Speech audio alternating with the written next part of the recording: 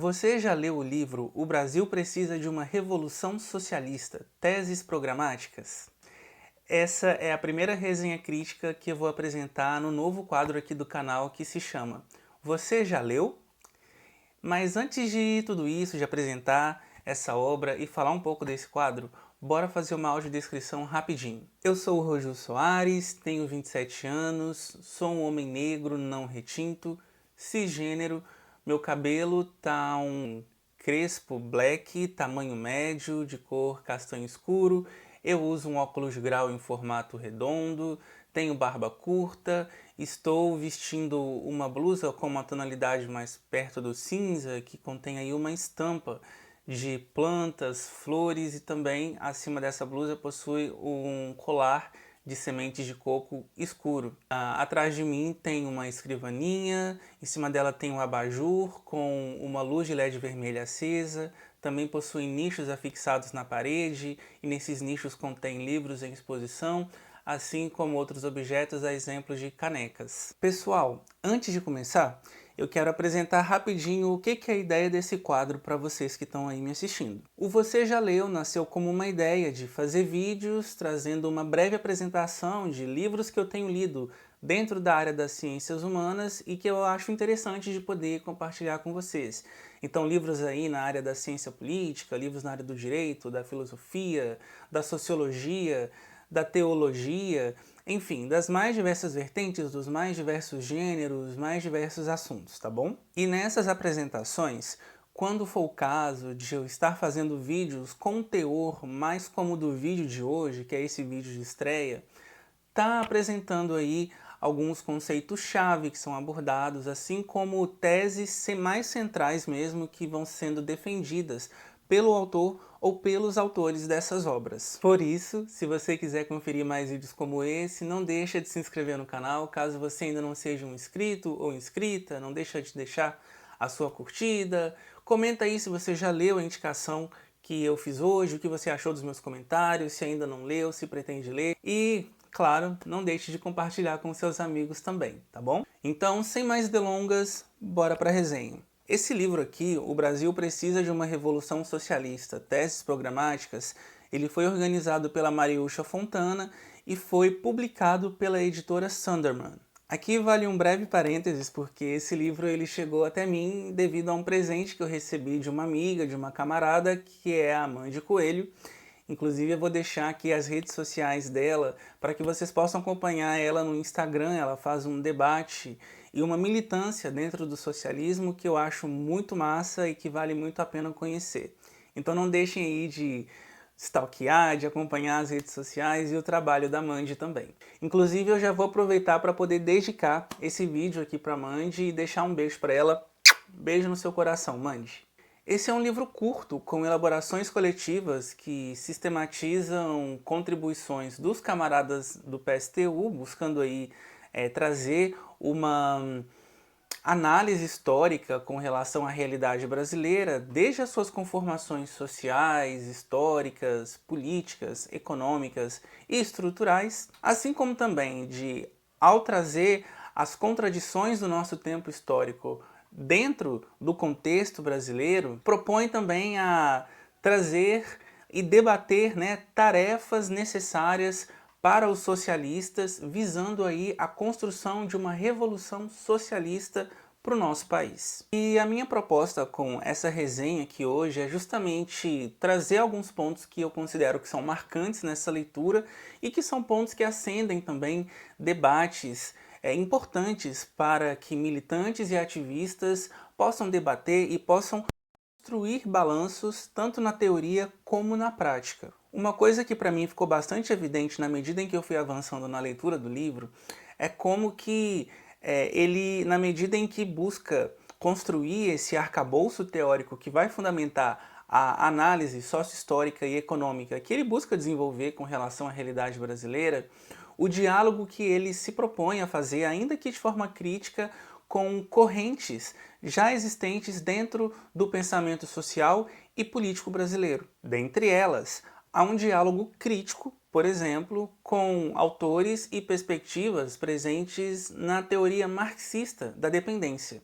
assim como também de leituras antidualistas que atravessam os fenômenos sociais, econômicos e políticos na realidade brasileira. E quando eu digo leituras antidualistas aqui, eu estou dizendo justamente leituras que não se fecham a uma análise muitas vezes rígida, muito engessada, que não se permite abrir para as nuances ou com a própria dinâmica mesmo, né, que se dá a partir do movimento das coisas, que não leva em conta a complexidade dos fenômenos da realidade, né? Ou seja, de que nem tudo é 8 ou 80.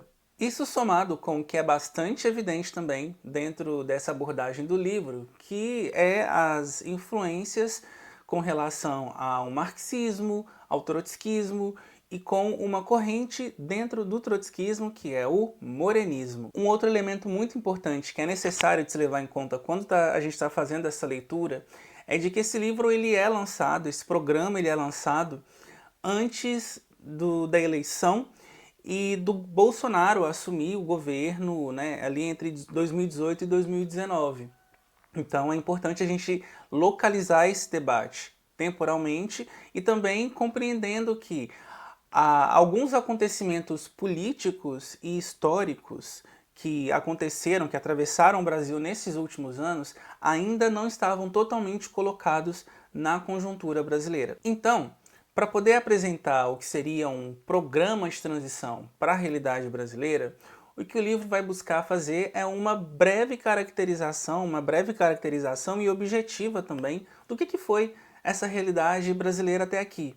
Sobretudo com relação ao processo de fim do Império, de proclamação da República e também com a abolição formal da escravatura. Um aspecto bem interessante com relação à caracterização do Brasil que está presente ali na obra é sobre como que o Brasil ele é apontado como uma submetrópole do imperialismo, pois dentro desse papel, dessa posição, na verdade, que o Brasil ele ocupa dentro da divisão social e internacional do trabalho, apesar de ele ser uma semicolônia de exploração do capitalismo internacional, ou seja, que exporta matérias-primas, que exporta produtos primários, assim como também energia fóssil, o país também vai desempenhar um papel que seria de opressor com relação a outros países da América Latina que são mais explorados dentro desse contexto.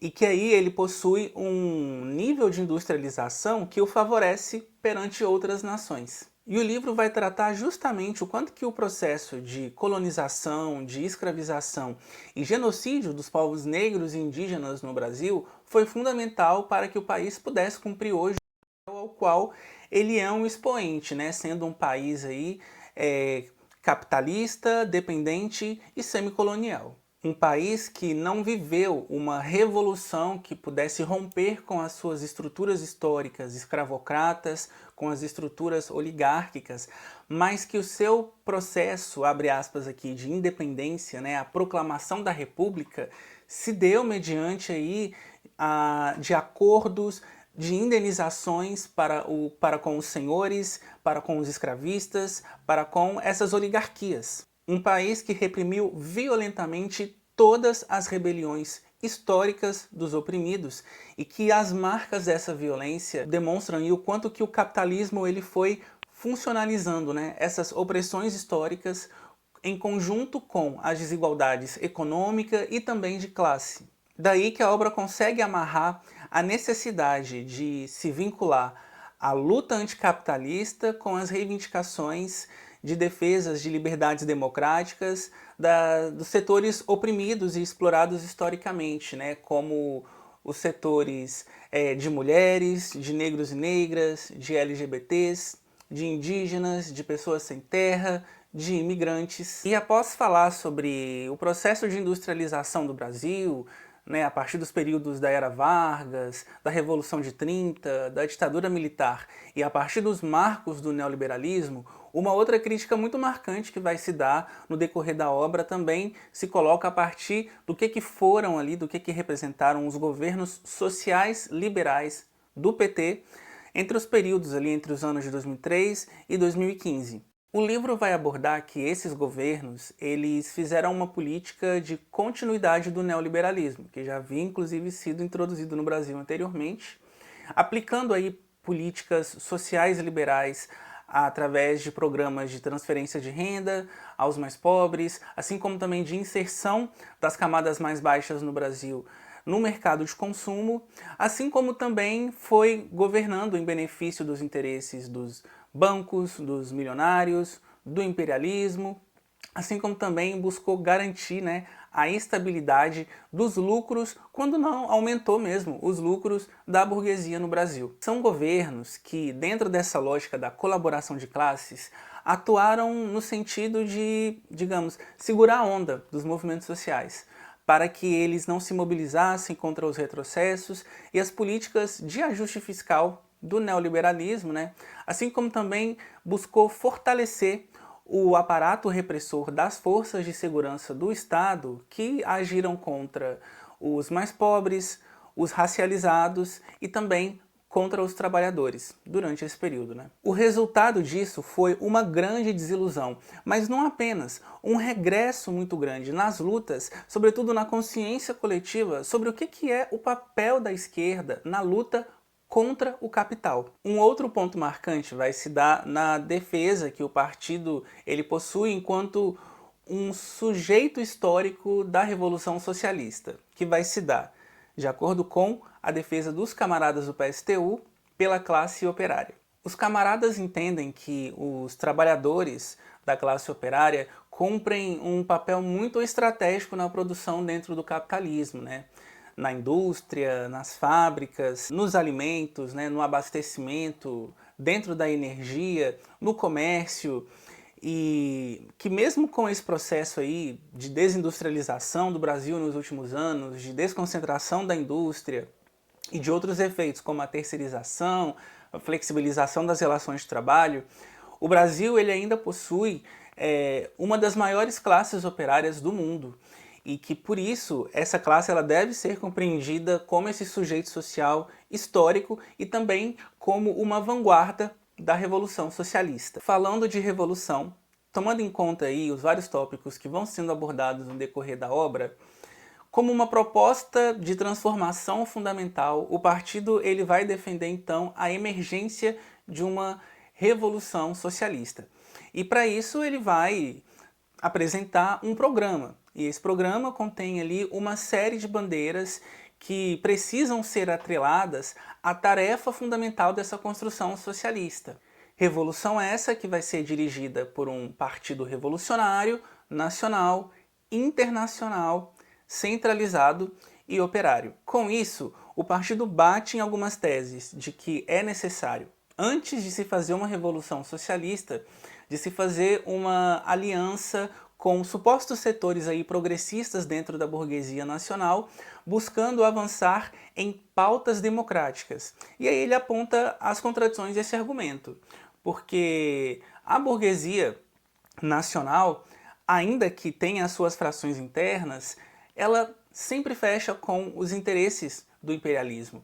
E foi justamente essa defesa de se fazer uma aliança mais ampla com setores da burguesia nacional, ditos progressistas e tudo mais, que levou a projetos nacionais desenvolvimentistas como os do PT a falirem e a gerarem uma crise muito grande, não apenas no Brasil, como também na esquerda como um todo. Em contrapartida a isso, o programa ele defende justamente como uma tarefa urgente a tomada de poder do Estado pelos trabalhadores, o que vai passar tanto pela nacionalização e estatização de empresas, de multinacionais, de setores estratégicos da economia, como também vai passar por um processo de expropriação dos bilionários, de expropriação das multinacionais, e que o poder ele passa a ser comandado pelos trabalhadores em conjunto com órgãos populares, assim.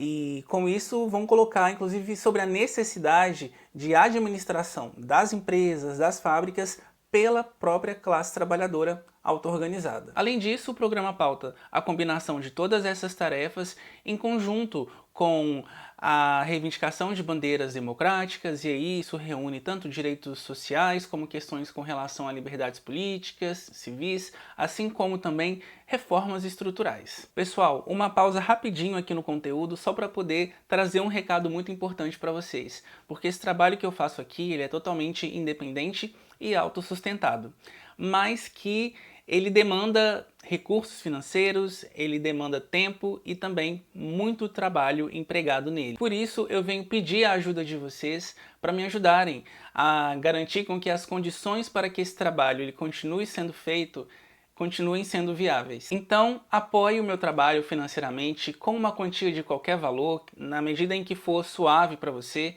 Você pode fazer isso tanto pelo financiamento coletivo, através do Apoia-se, é só ir no apoia.se/narraiz, ou então você pode estar fortalecendo o meu trabalho através do Pix.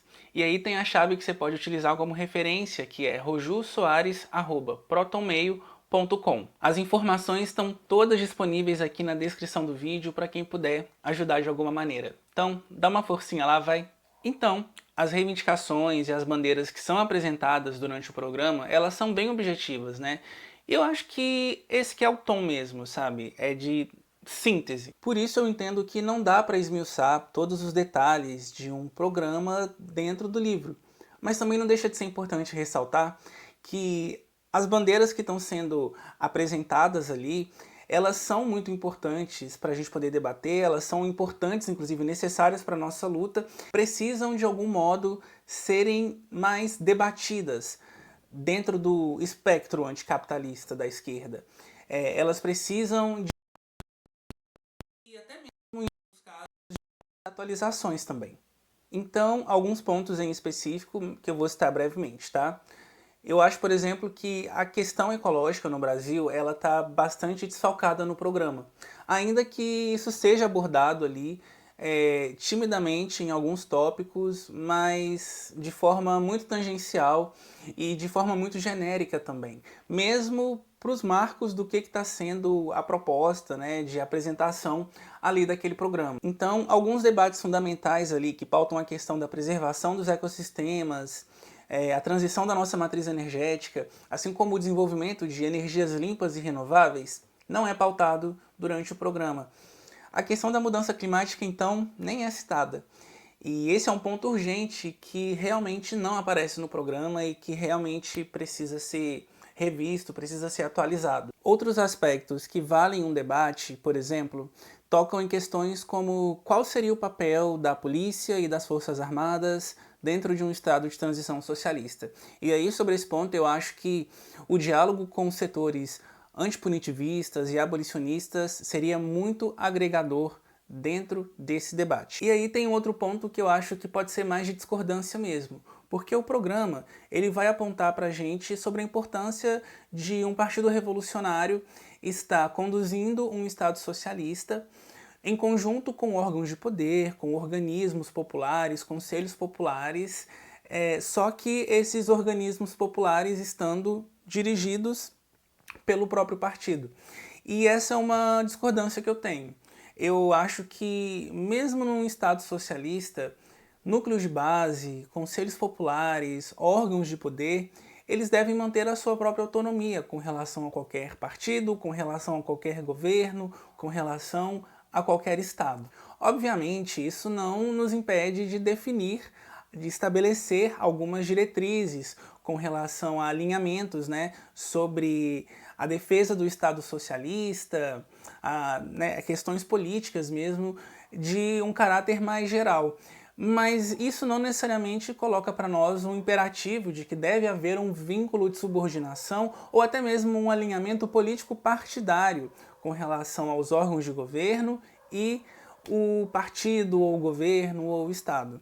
Enfim, essa é uma visão que eu tenho e que eu acho que é necessário um debate maior entre os militantes, entre os ativistas, com relação a essas questões que perpassam aí o debate dos socialistas. Assim. Acho que é necessário a gente amadurecer e por isso eu deixo essa indicação de leitura, que ela é muito interessante, ela é necessária para o nosso tempo, traz aí elementos tanto de caracterização, mas também programáticos, que A gente precisa avançar e também estar debatendo, trazendo os nossos balanços com acordos e desacordos com relação a essas questões. E é isso, gente. Eu vou ficando por aqui. Um beijo para vocês e logo mais a gente se encontra. Tela de anexos. Alinhado à esquerda na parte superior da tela, o título Anexos. Indicação de Mande Coelho. A imagem possui o fundo cinza e, em sobreposição, uma caixa de texto de fundo branco com a escrita escura e em negrito Mande Coelho, @mande.rebeldia. Imagem de Mande ao lado de Roju, sorrindo. Mande é uma mulher de pele bege clara, cisgênero, possui um cabelo ondulado com tonalidades que contrastam entre o castanho e o vermelho. Usa óculos de grau, possui piercings na região do nariz e próximo da boca. Usa brincos. Há um colar em seu pescoço. Veste um vestido de cor violeta. Roju está ao lado dela com o cabelo Black Power tamanho médio e veste uma camisa preta. Ficha técnica: roteiro, apresentação, direção, edição, pós-produção e legendas, Roju Soares. Identidade visual, Capicorp e Roju Soares. Capa de vídeo, Léo Spies.